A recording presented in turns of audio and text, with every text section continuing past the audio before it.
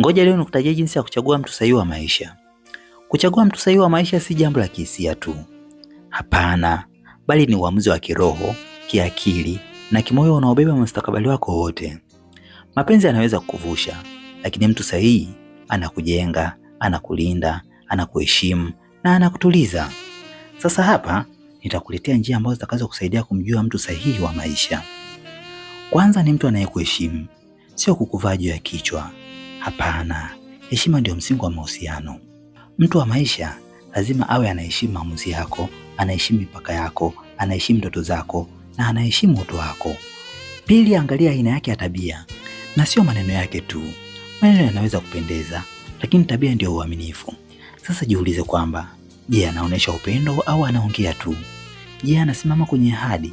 Je, anakuomba msamaha? Tabia hushinda maneno siku zote. Tatu, awe na maadili na mwelekeo wa kiroho. Unapokuwa na mtu wa maisha, lazima awe na maadili thabiti, heshima kwa Mungu, uwezo wa kuomba na maono ya kiroho. Kwa sababu ndoa ni safari ndefu na safari ya kiroho ndio inayochunga moyo wa mtu. Nne, awe ni mtu anayekuletea amani na sio wasiwasi. Upo msemo unaosema kwamba mtu sahihi anakufanya utulie na sio uhoji kila kitu. Amani ni ishara kubwa sana kwamba huo ni moyo unaostahili kuwa karibu yako. Wakati wa wasiwasi wa mara kwa mara, meseji ya ajibu, uongo mdogo mdogo, tabia zisizoeleweka, hiyo ni red flag. Tano, ajue mawasiliano. Mtu sahihi si mkamilifu, hapana, lakini anajua kuwasiliana. Anaweza kuongea kwa utulivu, kusema ukweli kwa upendo, kusikiliza bila kukatiza na pia kuelezea hisia zake bila kukukatisha.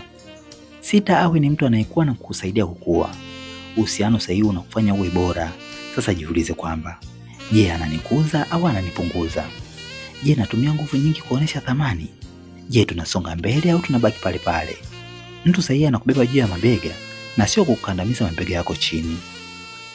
Lakini mwisho, usiangalie sura peke yake. Angalia ukarimu, uelewa na uaminifu. Maisha hayajengwi na mwili, bali na moyo. Sura itabadilika, lakini tabia haitoki kirahisi. Chagua mtu mwenye ukarimu, mtu mkweli, mtu mwenye roho nzuri na mtu mwenye heshima. Hawa hawaishi maisha ya drama, wanaishi maisha ya upendo wa kweli. Hivyo basi, kumchagua mtu wa maisha si safari ya haraka, ni kuomba, kutafakari na kuchunguza tabia zake kwa utulivu. Ukimpata mtu anayekupa amani, kukuongoza kwa hekima na kukupenda kwa uhalisia wako, basi umebarikiwa sana.